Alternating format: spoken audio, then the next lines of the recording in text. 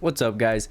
Today we're just going to be going over doing the same thing that I always do, just sourcing with Keepa, and a little bit of flip mine as well. I've been having some good luck with flip mine. It's still a learning curve. I'm not the best at it. I've just kind of got I guess, couple filters that I just always go back to, and these are my criteria that I use, and I just kind of look at the first few whenever I first log on for a good sit down sourcing session, and right away whenever I'm using Flipmine, I look at the buy new, or I guess the buy box, see what price it is, or the used, and then I look down here and see what the lowest offer is, because this right here usually, I think it always shows you the lowest offer. I look at that, and if it's a huge gap, that tells me that Flipmine is getting triggered because of this price right here. And in reality, it's most likely going to be at this price. And as you can see down here, this new price is way up here at 100 some, and the used price, the lowest used price, is down here pretty low. And I'm always looking to find the books that are going to be, this used price is at a profitable price. I don't want to see that the lowest used price be, you know, all the way down here like this, or because I don't like going off the buy box, even if that $20 price, which I doubt is going to be worth it. Yeah, no. Even if that's worth it, that's not what I'm looking for. I'm looking for that low price to be up there. And see, like this again, 60, 18, the gap is pretty big. So it's, yeah, the 60 is the used buy box price, which is getting the Flipmine triggered because of that price and not this low price. It's another one we pass on. And I don't spend a whole lot of time on Flipmine. I'll come over here, I'll check this, see that there's nothing really to think about. Secondhand Lines, this is a great movie. Is this a book? It is a book. I didn't know they had a book. It's out of print. That's unusual. See, this concerns me. Okay, so this book has been getting some good, decent sales in the 50s, 40s, and 30s range.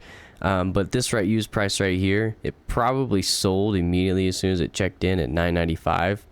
And then once it sold, it hasn't been back in stock for a while, which could be, I don't know for sure, but could be because everybody's getting high pricing error issues with it. Because this is a good one. This is the paperback, so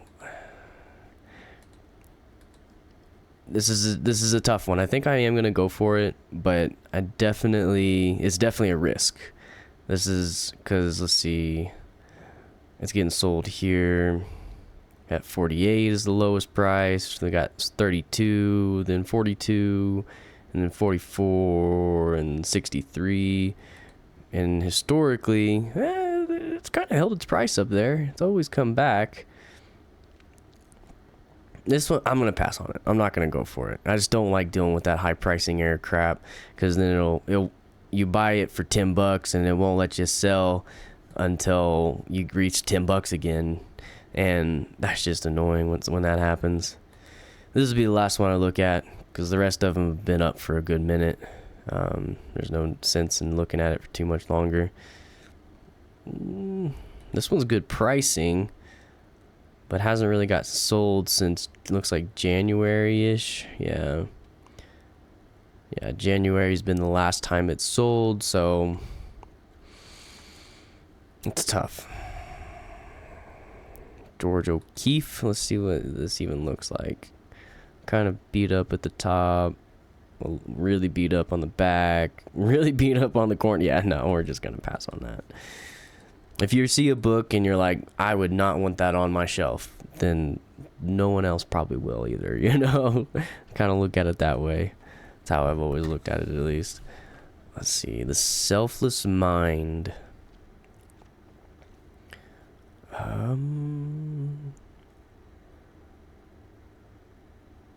Sells at 35, looks like, and right now it's at 18. Nah.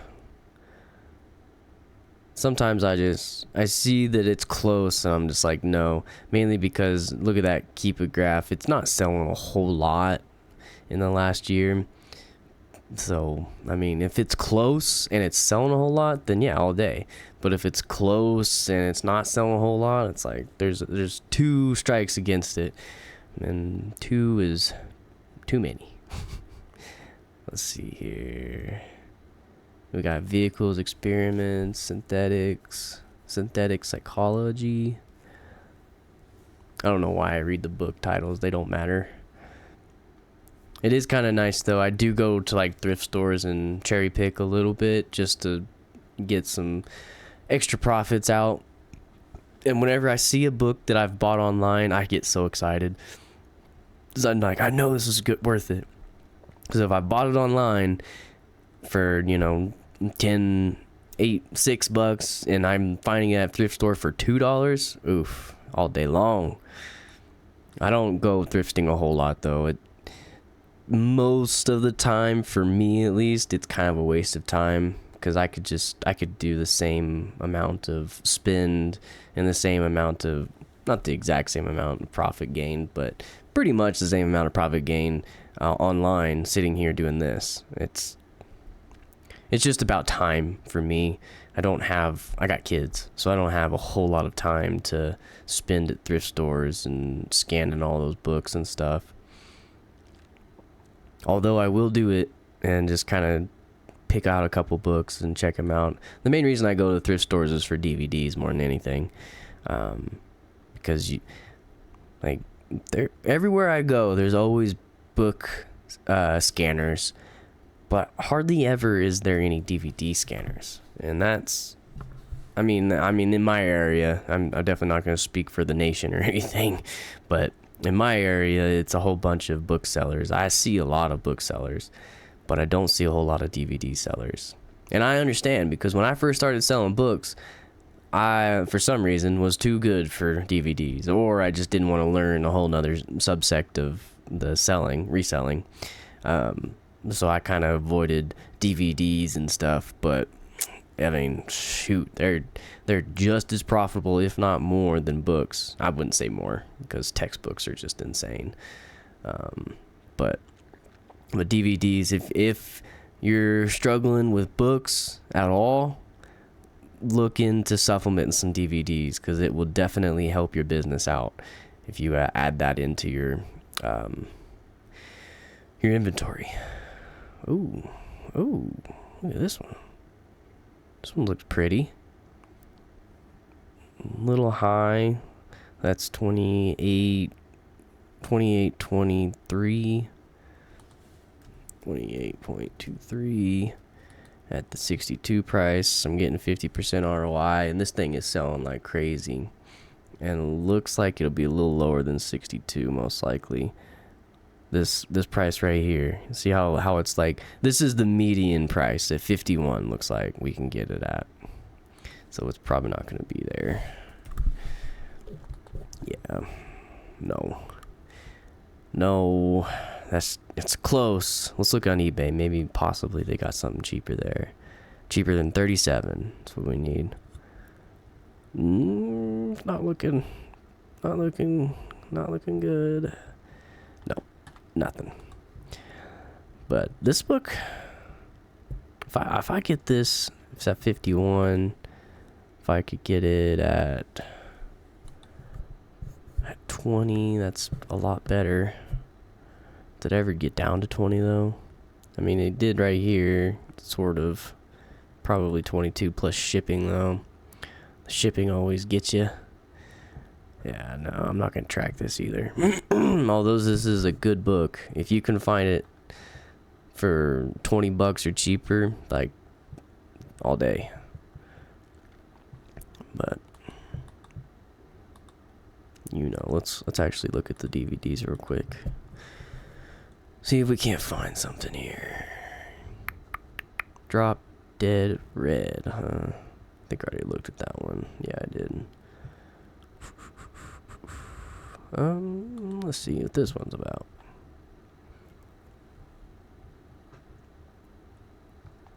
At the 83 price, that's why it's getting triggered. Yeah, it's getting sales at 14, not that 83 price. Frankenstein 80.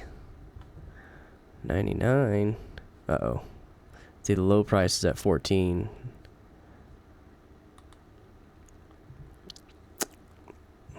Nothing. Sometimes Flip Mine gives you some random, like Will and Grace, the complete series, The Forbidden Kingdom, Jackie Chan. Like, what? How is that the same? So sometimes you do need to read the title, so you make sure that you're not getting the wrong thing.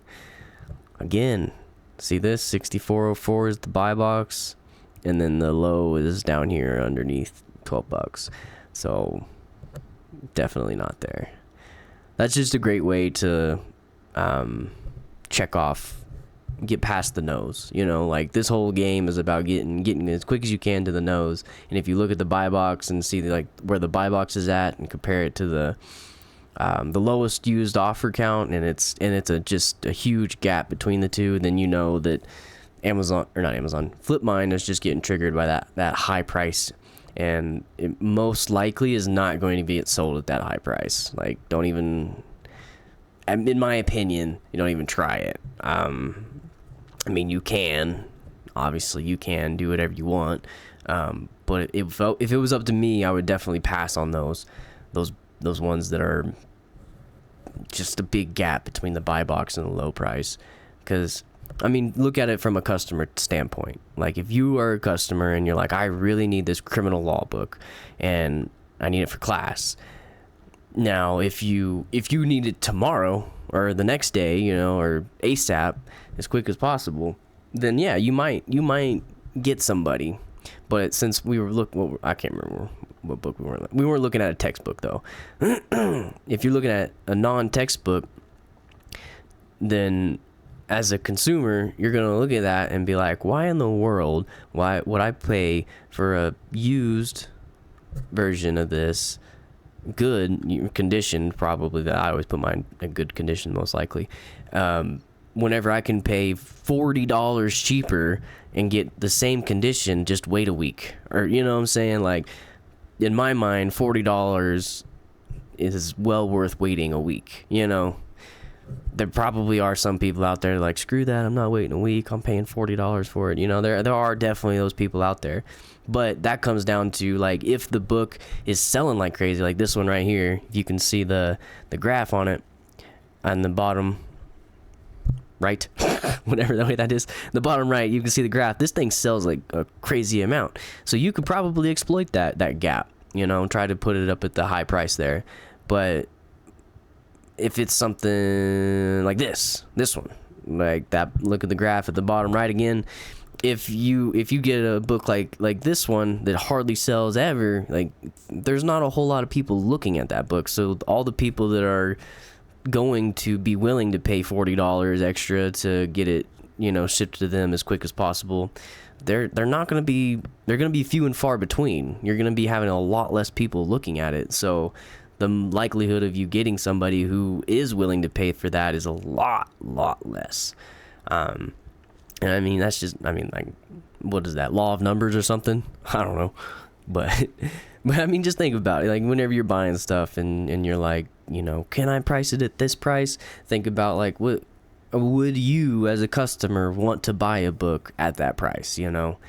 Textbooks, a little different. Like, you can exploit textbooks prime gap, because the prime gap definitely comes into play whenever someone needs it quickly. You know what I'm saying? Like, if someone needs it for class this week, they need it for class on Monday or something, and they got 3 days to get it, then the prime bump definitely makes a lot of sense. You know, like, that's whenever you can put yourself in the shoes of a college kid that's hadn't planned ahead and is freaking out, and they need the book now. They're like, golly, I got to pay $50 extra for it to be here tomorrow. Okay, that's what I got to do. You know, that is the name of the game. You pay for convenience, you know what I'm saying? That is definitely, that's the whole reason for Prime.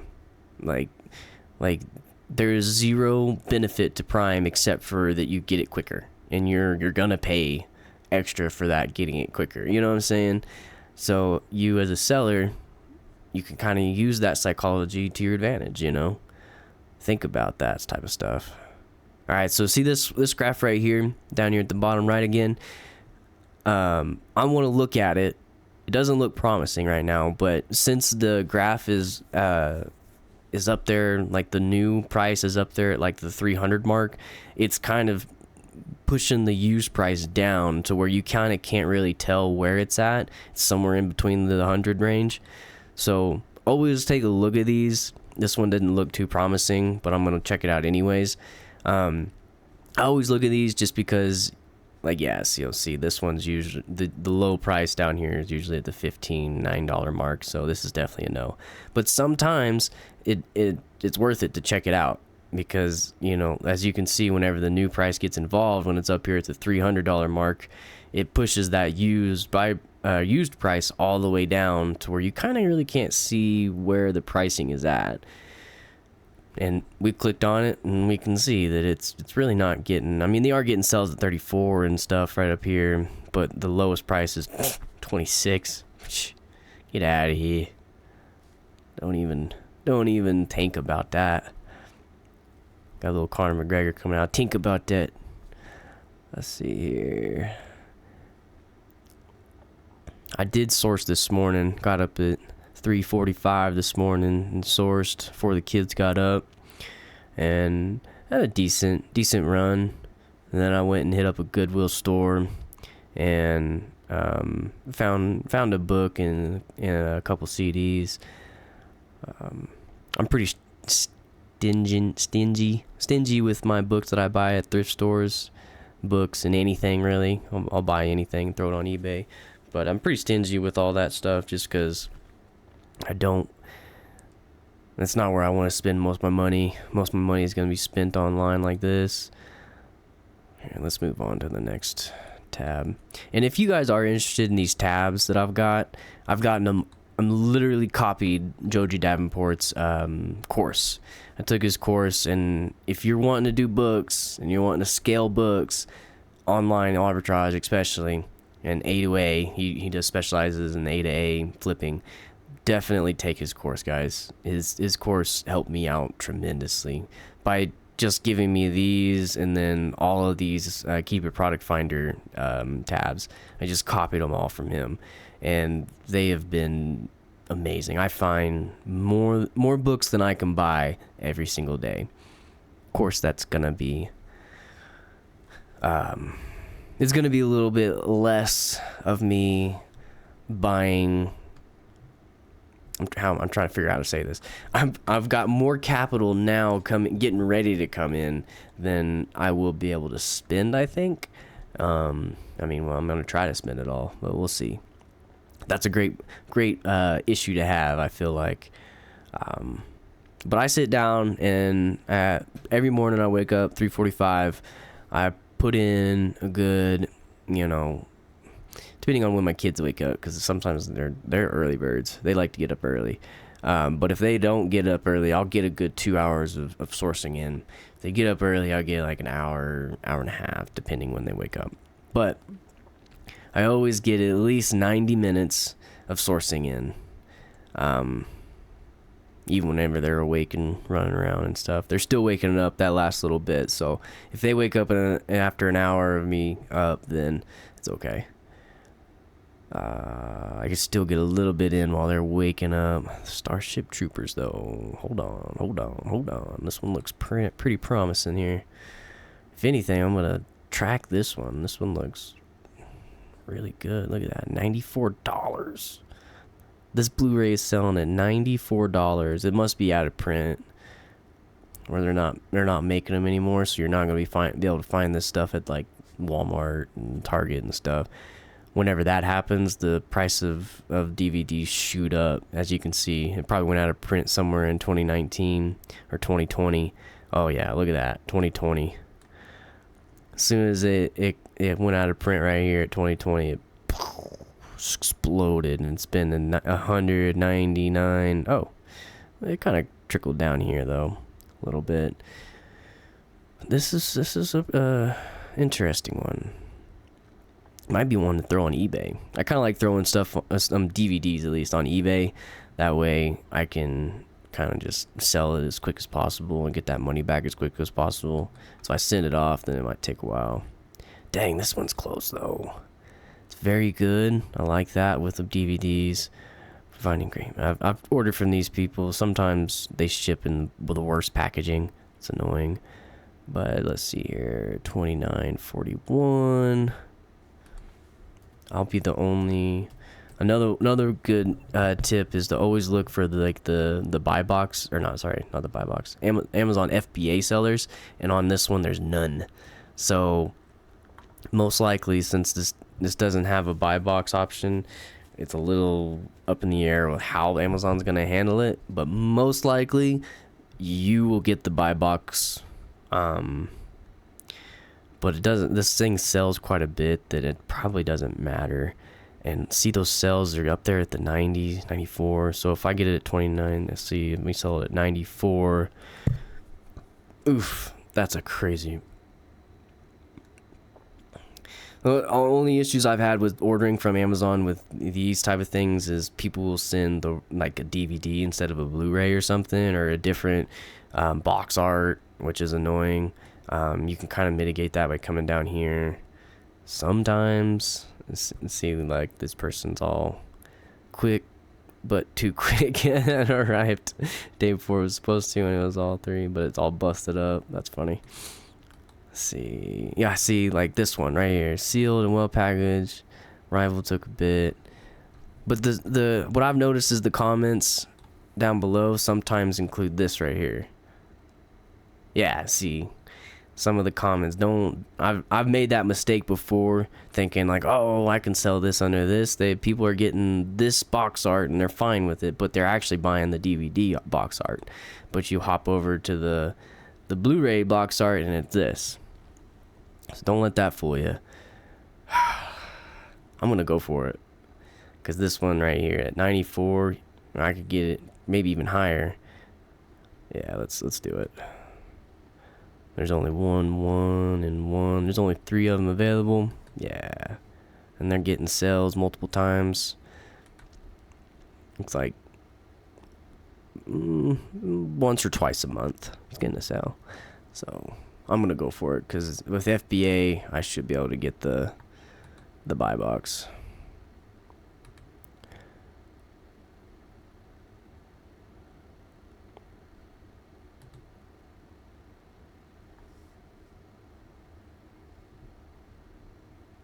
Boom. Oh, forgot. Oh, I hate it when I forget to throw it on the Google spreadsheet. I'm gonna come back here. Let's put in 94. We found it off of the. Wait, did we find off Keepa deals? Yeah, Keepa deals. Boom. I always like to kind of put where I bought it at. That way, if I have any issues later on, I can always go back and see like where I bought it at, because I've been confused with the wrong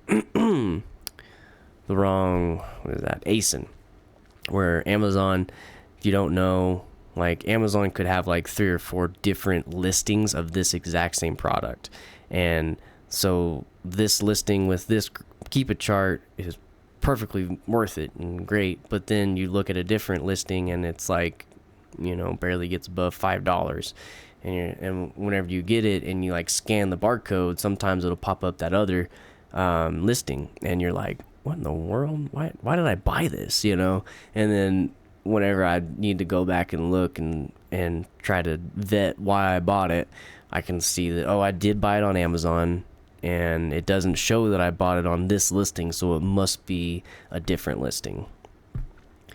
That's like, unless you've experienced that, you know, you probably don't understand it, but it makes a lot of sense once you've experienced it and you're like, man, that's happened to me I don't know how many times.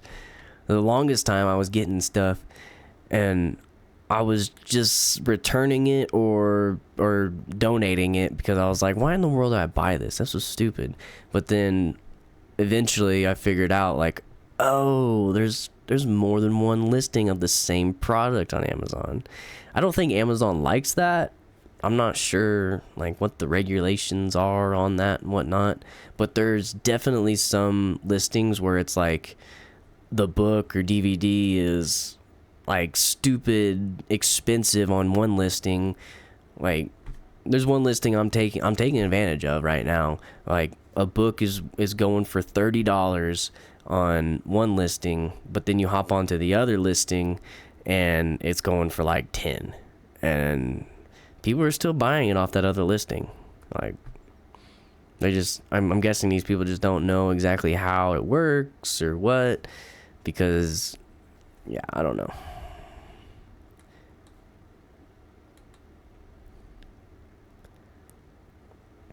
Let's see. Ooh, this one looks promising. Master Modeler. Molder. Selling books, but I can't read.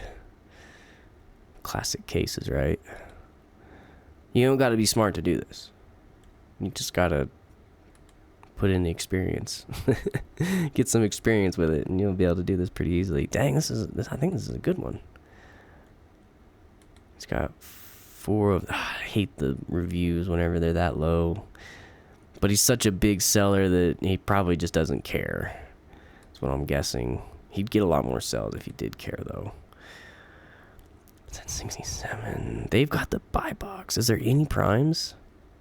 There's no primes. If you don't know, like, if it doesn't say prime up here at the top, then that means that there's none. No primes. And even these ones are at the new price is getting at 57. So whenever you have... I would stay away from going above the collectibles because you get the high pricing error with that.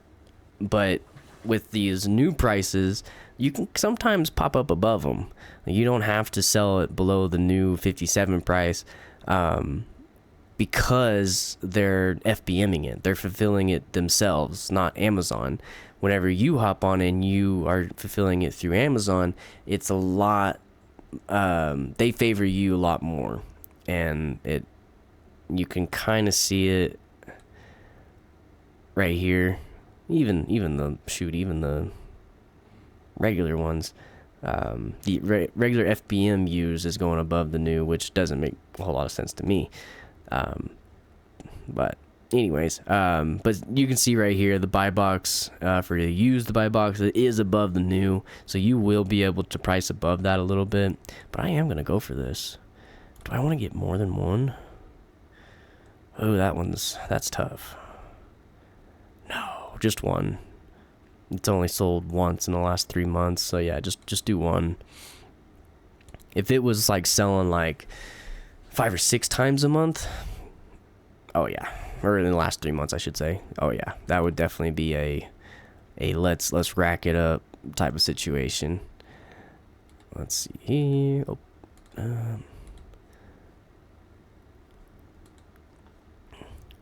what am I? I'm getting this at 11.98, 11.98, and then place the order.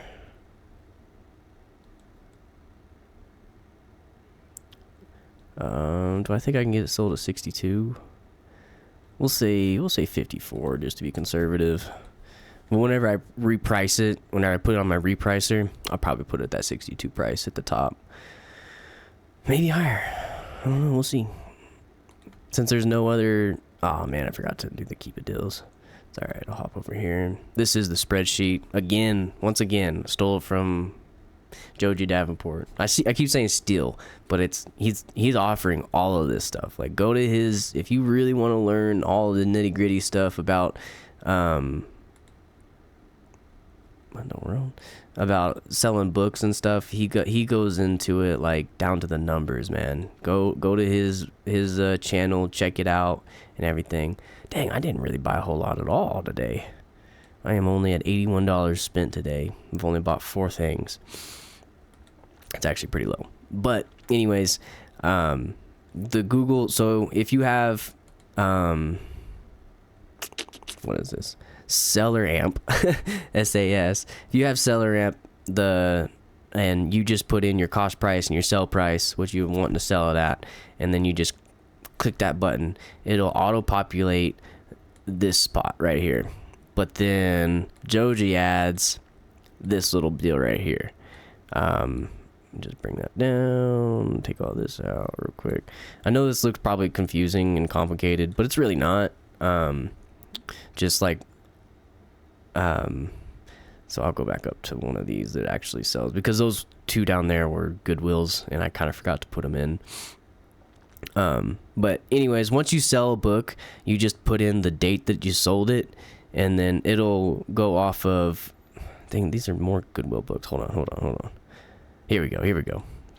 So this is more of likely, like these 3 books sold, or DVDs sold right away as soon as I checked them in, and these are all online ordered books, because it took, 30 days from the day that I ordered it. It took 32 days to sell this, or 31 days and 29 days to sell all 3 of these. And that's, for buying online, that's huge. That's like a super quick turnaround. And then you just put in your sell price, what you sold it for, and then the proceeds that you're expecting to get. And then it'll auto-populate the fees, what you got. And then you can also put if you got a prep center cost, you can put that in right here.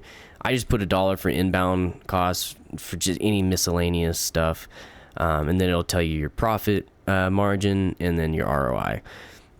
It's pretty self-explanatory. I'm not gonna lie, I don't really pay attention to a whole lot of this stuff. This is all stuff that SellerAmp auto-populates for me, with the cost breakdown of the price that I bought it right here, and then I think the sell price that I'm expecting. This is just projected sell price. As you can see, my projected sell price, I'm always conservative with it. I predicted, I can't talk right now, that I was going to sell it at $40, but I actually sold it at $49. And then over here, I predicted I was going to sell it at $127, and I came up a little short and sold it at $126. But at $33, who cares? Give me my money, I guess, But it looks complicated. If you haven't dealt with Excel or Google spreadsheets and stuff, it probably is complicated. But once you get to the hang of it and just start doing it every single day, it gets simple, guys.